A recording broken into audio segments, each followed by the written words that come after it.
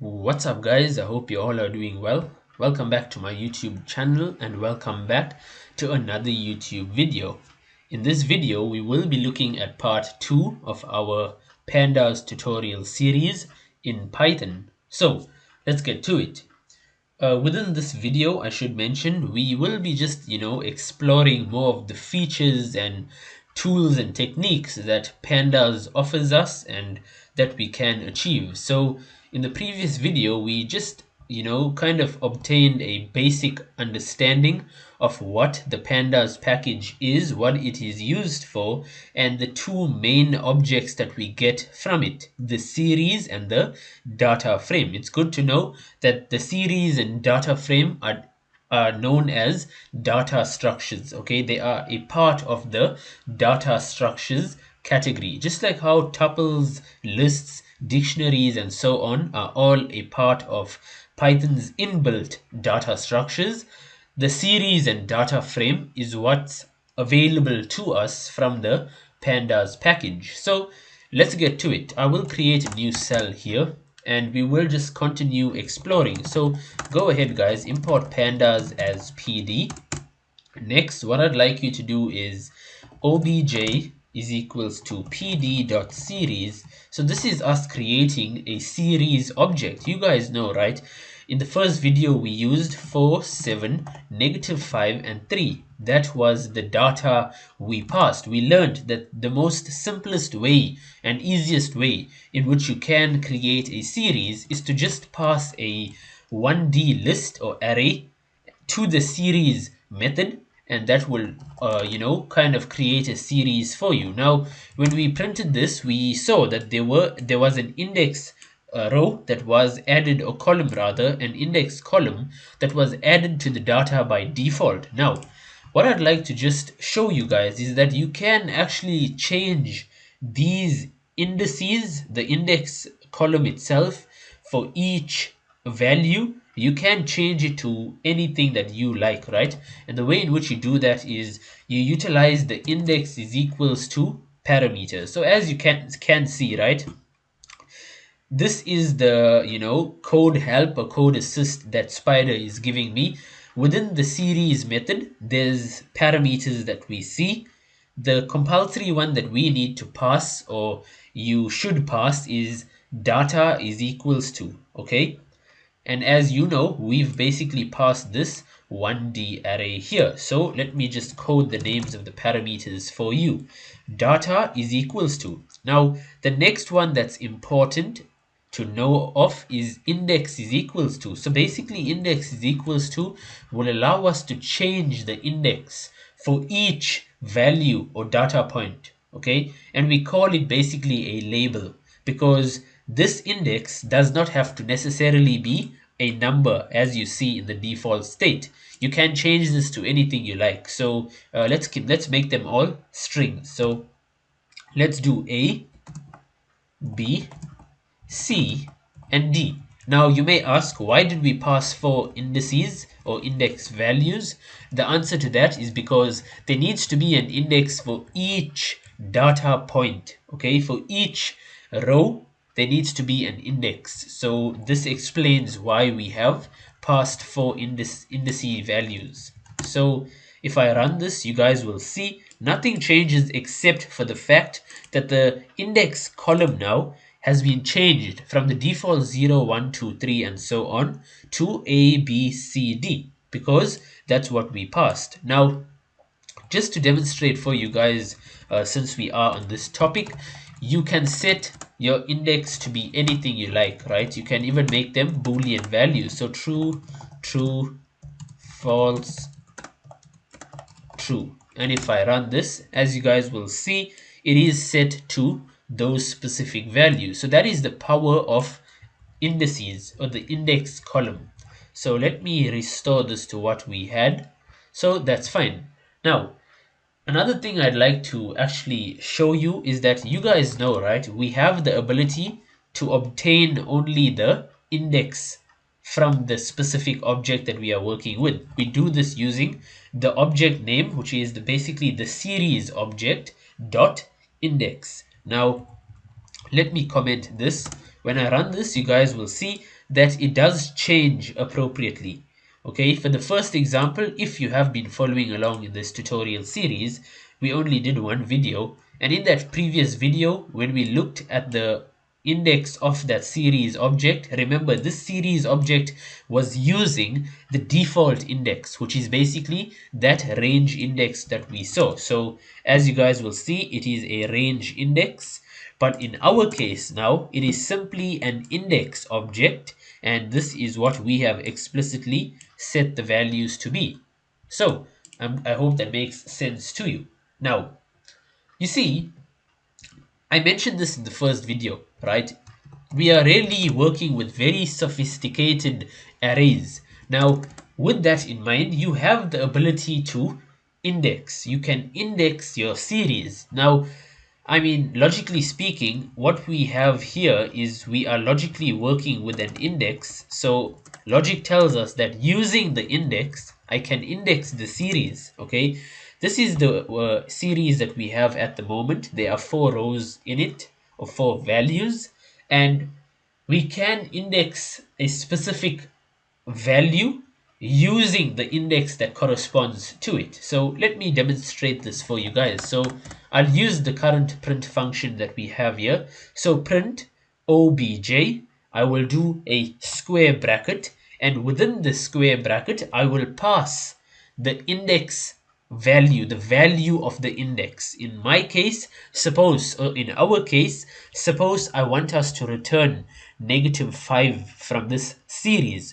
What I will do is just call name of the index, which in a series, which in our case is obj, and within square brackets the index that corresponds to the value, which is c. So print obj c, and as you guys will see, -5 gets printed out to the screen. So this is really basically, you know, array. This is us working with array indexing, but for series. So let me give you another demonstration. Obj square bracket, maybe you'd like to receive d, and as you guys will see, we get 3, and 3 is really the value that corresponds to the index of d.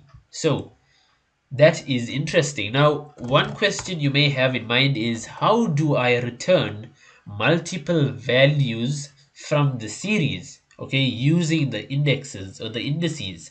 Now, you see, I should mention that just like how we have the ability to do fancy indexing with NumPy arrays, and you guys should know what fancy indexing is. We did cover that in our lessons on the channel. So basically, we pass multiple indices to retrieve or receive multiple values. So the way in which you will do that is you will pass one level of square brackets, and you will pass another level of square brackets, basically a 2D array, guys. And within the second level of brackets, you will pass in list form all the indices that you'd like to receive the values to. So suppose I want to receive my values in a different order. So we have A, B, C, D as our indices, as you can see there. And maybe I'd like to return the order of C. So here I have C. I want to return maybe A, and then B.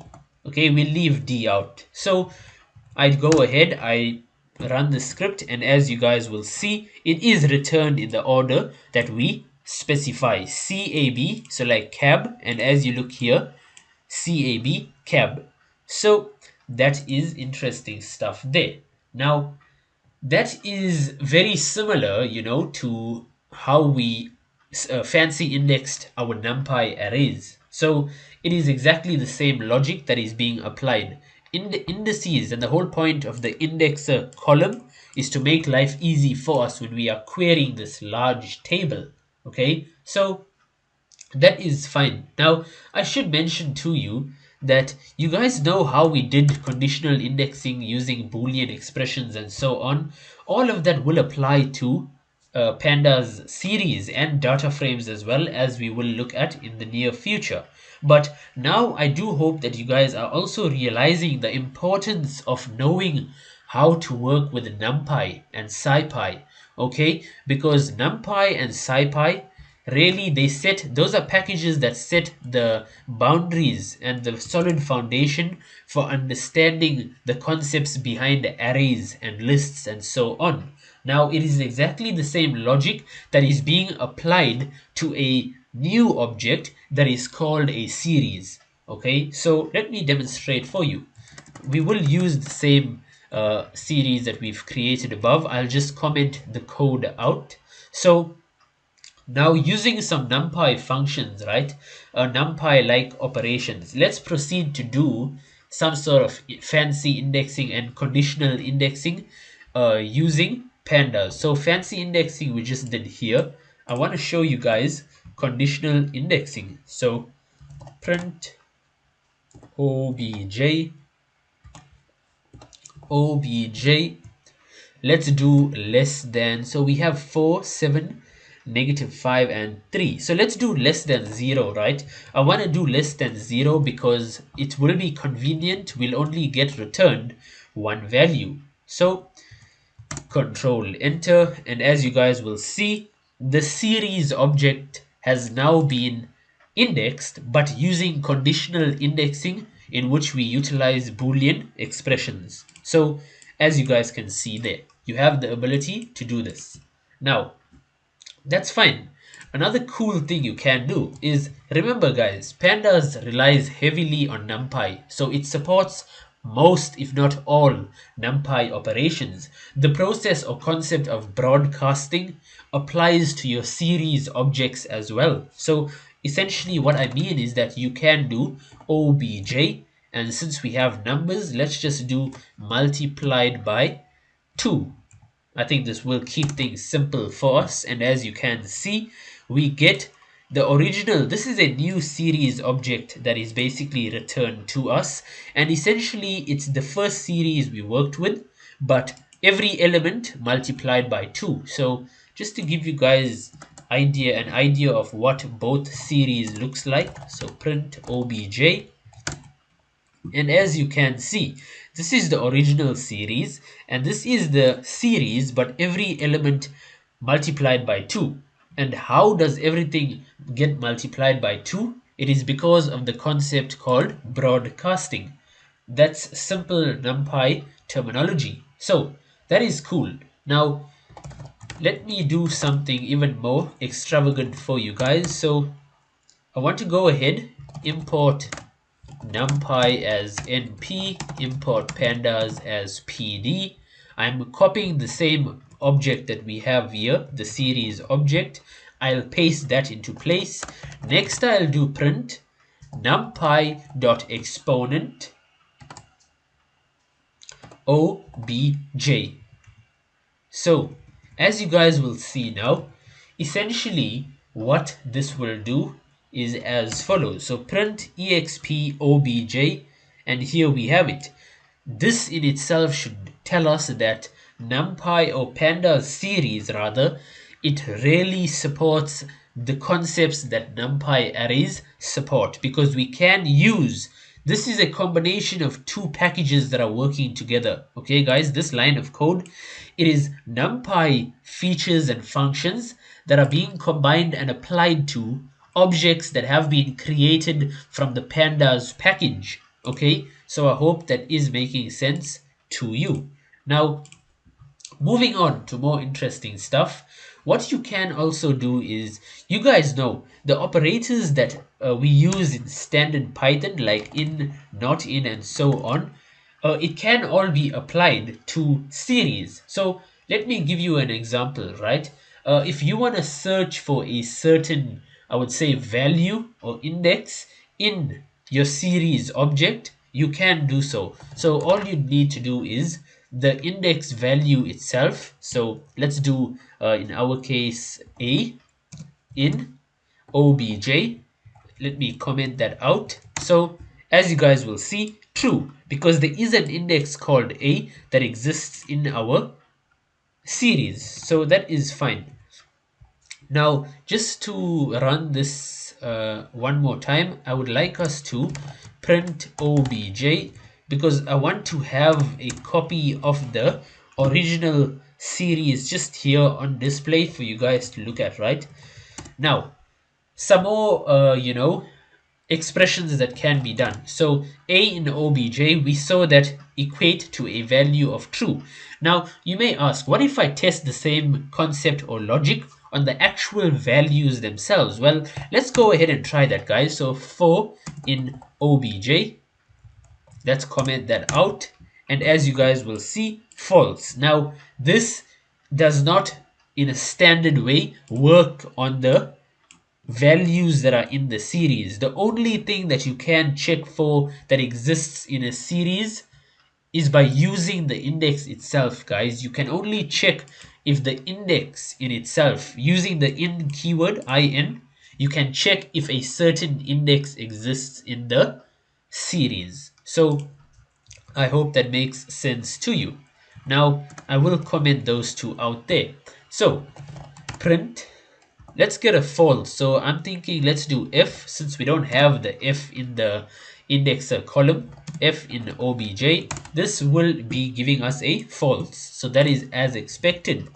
Now that is some simple Boolean expressions that you can do.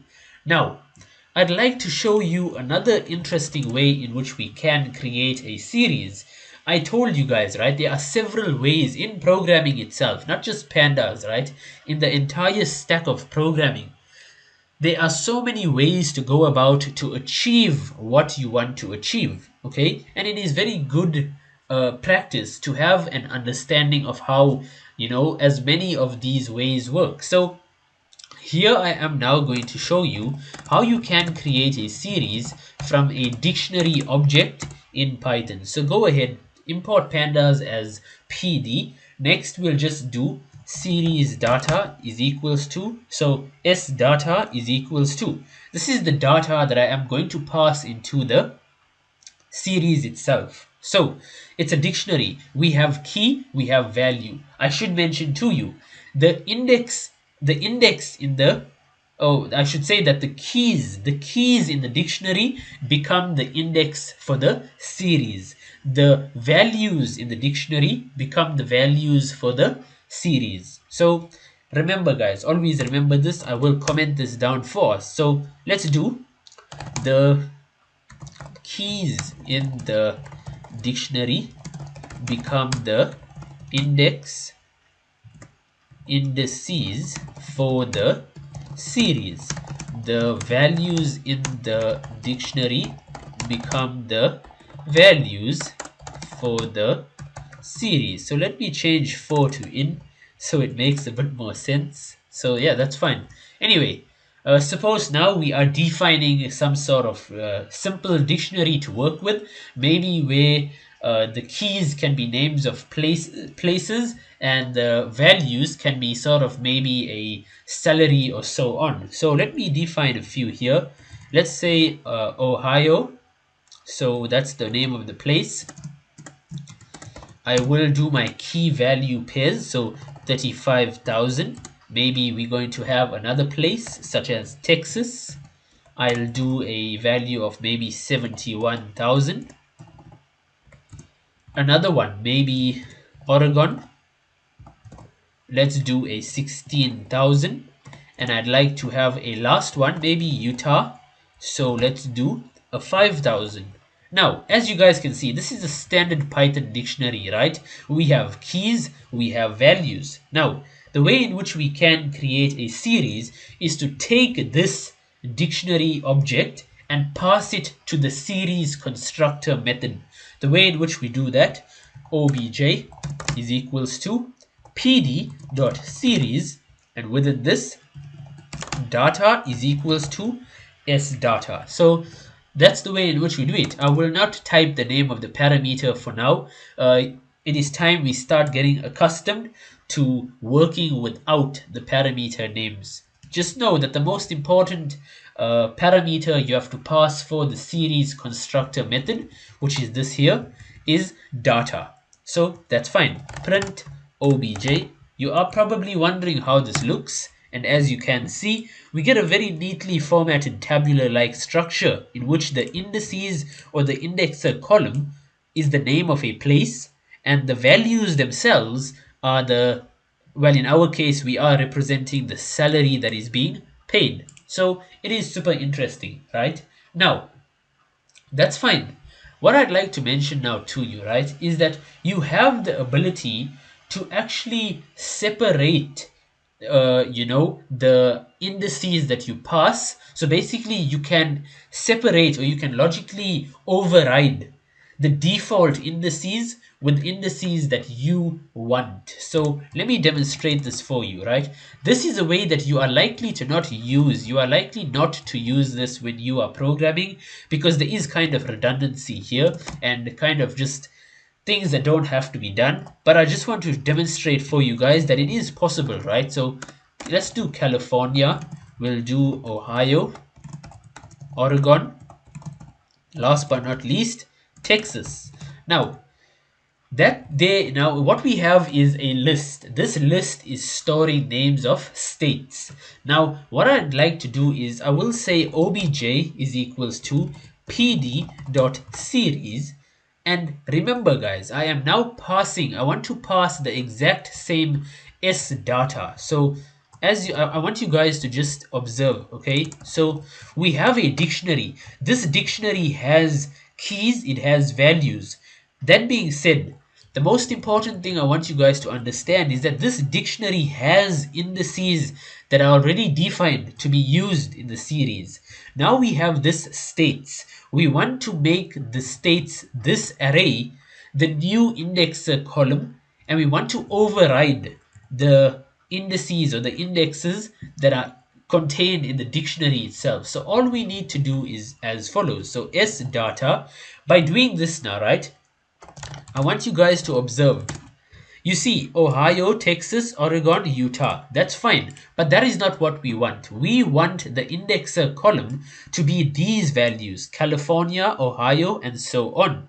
So what we will do is within the series constructor, right? By passing an index is equals to states, or basically this will represent any array or collection object that's containing values that your index is going to take on. It will automatically override the indices that are contained in the dictionary itself. Okay, that is very good concept to understand. Okay, so what I'd like to do now is print obj, and as you can see, we have the following. Now I'd like to mention to you, right? Now you see, within the s data itself, right? Within the s data, we do not have a corresponding value, or key rather, for California. Now this is why NaN is what we see here. NaN, you are probably wondering, it basically stands for not a number. So it's the equivalent of basically having a Na value, right? Now it's the same as saying null. Now what I'd like to mention to you guys, I just want to go over this again in case there is any confusion that has arose.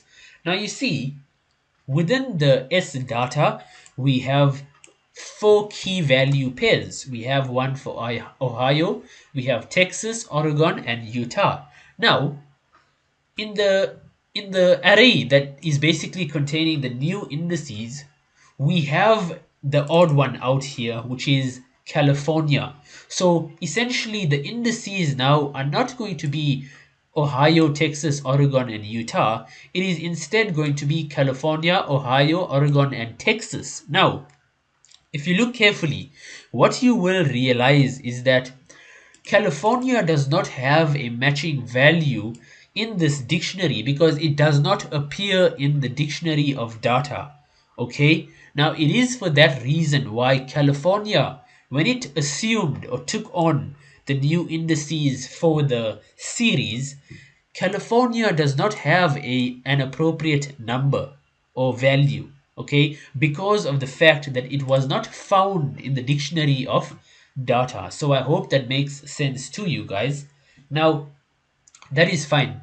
Anything one more thing that you guys should know is that at any time when there is no corresponding value for what you are working with, or when a value is missing, you will see often come across this NaN. It stands for not a number. It is the same as Na or null. So I should mention that to you. Now, we will encounter a lot more of NaN as we come into the near future, but I don't want you guys stressing too much about that for now, right? It is nothing difficult at all. So that is fine.